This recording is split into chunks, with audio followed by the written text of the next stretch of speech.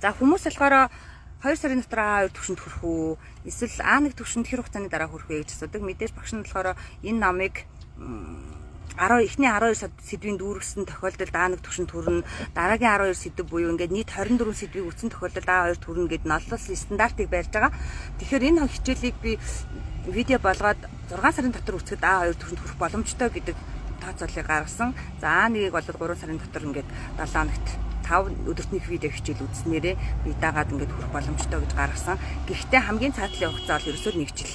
1 жил энэ хичээлийг үзээд тууштай тасралтгүй явхад бол А2-ын шалгалтанд торохгүй давхаар тэр хэмжээнд одоо бэлтгэгдэн гэсэн. Гэхдээ мэдээж ингээд байнгын хилийг давтаж явахгүй бол орхигдчихдаг. Тэгээд байнгын л одоо нийгмийн харилцаанд орж хүмүүстэй ярилцах, үгээ цээжлэх ингэж явахгүй л бол бартагдах эрсдэлтэй.